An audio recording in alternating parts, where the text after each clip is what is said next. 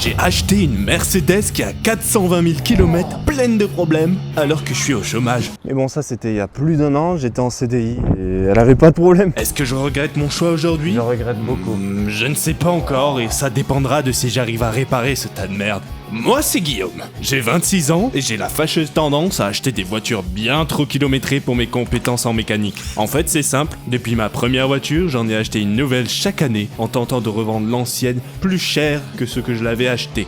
Bon, spoiler, ça marche pas toujours, je te le dis. D'abord j'ai eu une C3-2 de base, sans épices, un choix de voiture X, avec le 1.6 litre VTI de 120 chevaux. C'était rigolo mais quand je cherchais le nom du moteur, je tombais sur des top 5 pires moteurs. Je vais vous montrer en fait. Le 1.6 litre VTI est un moteur bourré de problèmes. Je n'invente rien. J'ai eu un petit accident, j'avais pas beaucoup de sous, alors je me suis dit qu'il était temps de changer. Bon, en gros, je vous explique, c'est pas très compliqué. Je voulais être maison d'accueil de chats. Tu vas à la SPA, tu récupères un chat, un chaton en l'occurrence, et avant qu'il soit chez toi, il faut bien le ramener de la SPA. C'est pour ça qu'ils te fournissent une cage pour mettre le chat dans la boîte, pas qu'il court partout. Et moi, j'ai eu la bonne idée de mettre la cage ici, sur le siège passager. Malheureusement, ce chat était très très mignon. Et donc, il passait ses petites patounes à travers la grille. Et moi, j'avais qu'une envie, c'était faire gousi gousi le chat, le petit chaton. Et donc, qu'est-ce qui s'est passé? Rond-point, freinage évident à prévoir. Moi, je regarde le chat, la voiture freine. Et donc, bref, dans la voiture de devant, le chat, bon, finit sur le plancher. Et moi, plus de C3. Donc, qu'est-ce que je fais après ça? Alors j'ai été l'heureux détenteur d'un 1,9 litre TDI dans un Golf Plus gris de base. Et oui, car on parle d'abord du moteur quand on parle du légendaire 1,9 litre TDI. Pas vrai, Nicolas? Oui. Tu es satisfait de ta Volkswagen? Oui, très. Dis, je suis satisfait de ma Volkswagen. Je suis satisfait de ma Volkswagen. J'avais plus de problème, tout se passait bien dans ma vie, mais je ressentais comme un vide. En fait, changer de voiture, ça m'a donné envie d'en découvrir d'autres, de comprendre les différences, conduire comme un usager de la route respectueux, sur des petites routes, bref, j'en voulais plus. Golf Plus. Je pense que pour n'importe qui dans un cas similaire au mien a toujours voulu savoir ce que ça faisait d'avoir une propulsion. Et quand je parle de ça, il y a quand même une marque qui vient à l'esprit.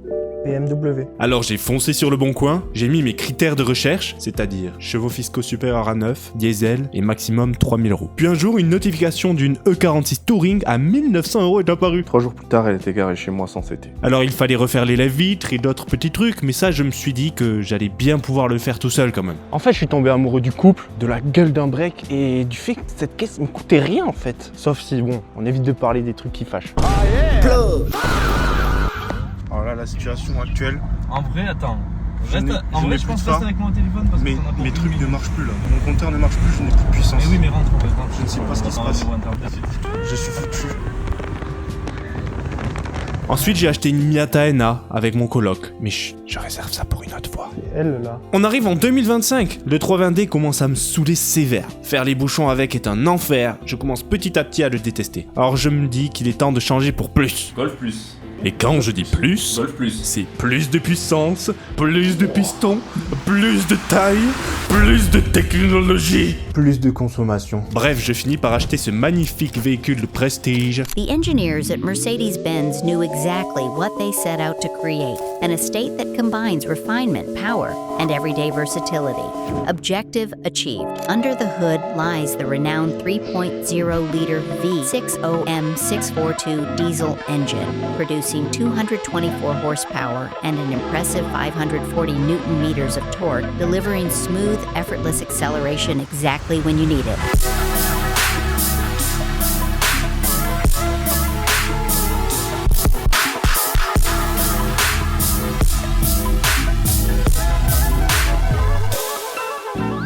Première fois que je dépasse 200 chevaux, une boîte auto et des appuis-têtes automatiques.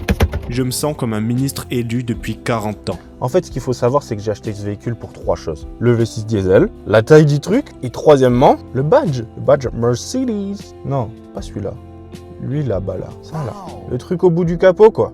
Regardez ce truc. En fait, j'ai vraiment l'impression d'être le capitaine d'un bateau pirate quoi. Et que je vais affronter les flots, je vais affronter l'océan, aller conquérir le monde. Ah, monsieur se déshabille. C'est pas ça Guillaume, arrête.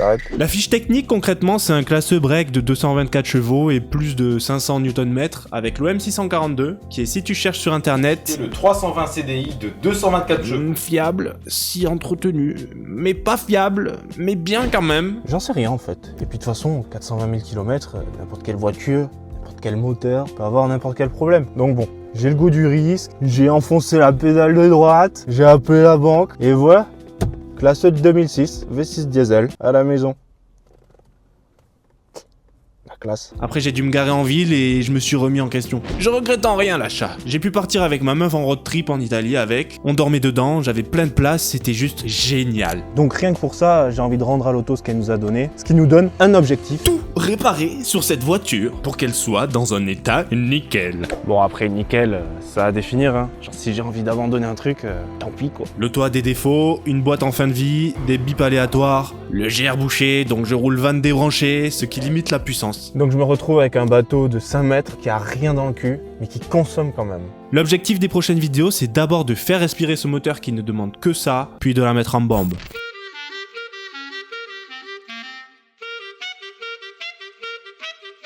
Bonjour. Bon, assez parlé, maintenant on va aborder la liste des problèmes. Par où commencer? Il y a petit truc bateau, gros truc bateau. Il y a des petits trucs, il y a des gros trucs, donc voilà, il y a des trucs plus simples que d'autres. Il y en a, je ne sais pas comment les faire. Il y en a d'autres, normalement oui. Donc ça dépend, on va aborder chaque point. Pompe, lave-glace. C'est simple, j'active, il n'y a pas de lave-glace. C'est straightforward.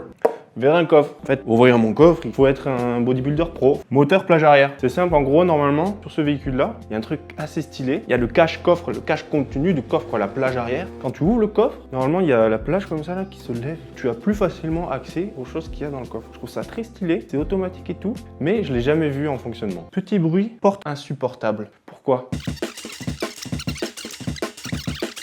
Mais en remontant la porte, je l'ai mal clipsé, donc maintenant il y a des trucs qui vibrent dans la porte. Et donc quand il y a des basses comme ça, là, tu écoutes de la house un peu comme ça, ben il y a un bruit de con. Et ça peut me rendre fou. Donc l'objectif c'est enlever ce bruit, juste déclipser, reclipser, mais mieux. Là il y a un petit jour quoi, tu regardes, on voit l'intérieur. On va en avoir pour 8 ans si je fais ça à cette vitesse. CarPlay chinois. Bon, en fait moi je fais partie de la Gen Z bro, donc j'aime bien avoir Waze et Spotify sur mon autoradio, j'adore.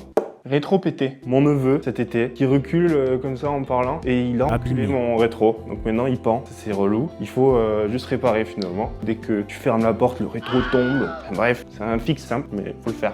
Ciel de toit. Il y a le ciel de toit dans la voiture qui pend. Donc vraiment, on dirait un énorme gitan. Après, il y a plein de trucs. Il y a des luminaires, il y a des trucs de fou. Il tient encore à peu près. Je vais expérimenter comment régler ce problème. Tuning, la meilleure partie finalement. Qu'est-ce que j'entends par tuning? Un sticker et un stage. Voilà. Et potentiellement de la carrosserie, pareil, j'ai jamais fait. J'aimerais bien faire mettre un kit de con là, un kit avec une lame mais qui casse parce que j'ai pris le premier prix. Ou alors j'ai pris un dos d'âne. Siège, j'ai de la sellerie à faire. Il y a un morceau de cuir qui est déchiré complètement. Moi, je m'assois dessus, donc je le vois pas. Donc finalement, c'est pour ça que j'ai rien fait, parce que je ne le vois pas. Feu LED, ça c'est assez simple. J'ai juste un phare derrière là. Bah, il manque 2-3 pigments. J'ai pas le rouge en entier. Pas prioritaire. Pour ça que c'est dans petit truc bateau. Maintenant, parlons des gros trucs bateau. Des trucs intéressants ou pas intéressants, mais durs. Donc, EGR, tout le bordel. Pourquoi? J'ai un souci de vanne EGR, j'avais déjà changé la vanne, mais j'ai quand même des problèmes avec. Bon voilà, là je dois bouger, j'ai rebranché la vanne EGR pour vous montrer. Mais en gros, regardez, là je viens à peine de démarrer.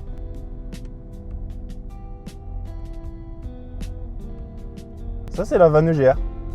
Je suis pas un expert encore une fois, mais je pense que c'est lié. J'ai déjà changé la vanne, j'avais quand même le problème, j'ai essayé de nettoyer la vanne, remettre celle d'origine en la nettoyant parce qu'elle fonctionnait en vrai. Je pense que j'ai juste tout le reste du circuit, le refroidisseur GR et tout, qui est encrassé quoi. Donc l'air ne passe pas bien. Donc faudrait tout démonter et tout nettoyer. Au décap-four de Intermarché. Roulement, moi ça c'est bon, je suis allé au garage. Rotule suspension, ben en fait tu roules et t'entends tout le temps. Donc oui j'ai vu, elles sont un peu déchirées et tout, mes rotules ça fait...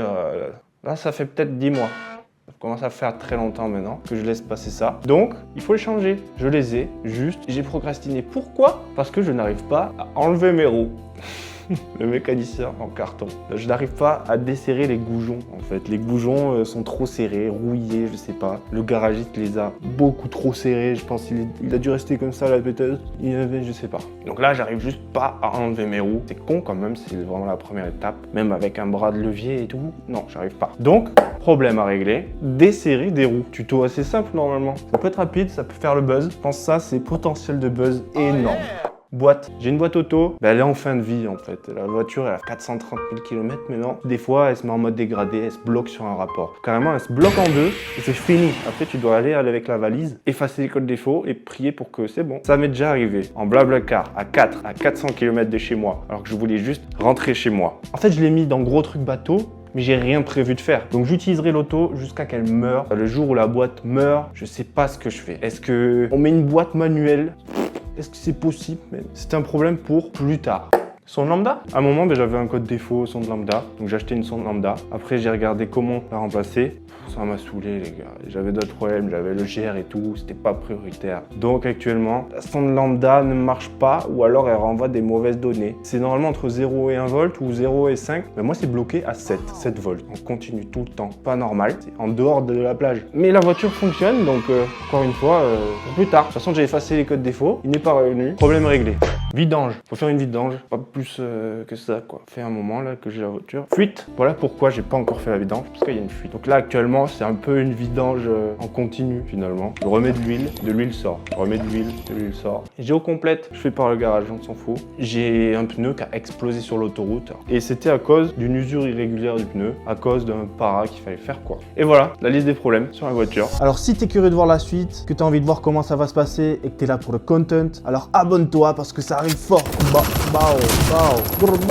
En parallèle, je me lance en freelance sur du montage, donc cette chaîne c'est aussi l'occasion pour moi de m'entraîner et faire du contenu. J'ai depuis le collège eu la volonté de partager des moments sur internet. La vie a fait que je me suis laissé emporter par le CDI, mais maintenant que j'ai été mis sur la touche, je veux pas rater cette occasion d'en faire mon gagne-pain. Au moins essayer quoi. Pour le moment, mon but c'est de faire du content sur le bateau, mais une fois qu'il sera neuf dans le papier mon copain, je ferai d'autres choses. Bon, j'ai bien compris qu'avec cette caisse, les problèmes seraient infinis, que j'en ai au moins pour 3 ans avant de l'envoyer dans un mur de rage. Le projet à terme, c'est trouver des caisses, me donner des problèmes, essayer de trouver des solutions, remettre en état les caisses et essayer de les revendre. Tout le process et le documenter. Je vais pas me cacher, j'aime beaucoup le contenu d'Heidi, de Smells Like Gasoline, d'Anthony Perrier, de FDB, d'Ultimate Making, bref, vous voyez ce game je pense si vous êtes tombé sur cette vidéo. Je veux vous partager le réel d'un random de 26 ans qui essaie de faire lui-même des trucs en mécanique et un jour peut-être d'autres choses. En tout cas, moi je suis vachement excité pour la suite, j'espère partager des trucs sympas. Et si vous êtes intéressé, abonnez-vous en fait. Abonnez-vous. C'était Full Boost Guillaume, je suis Charles.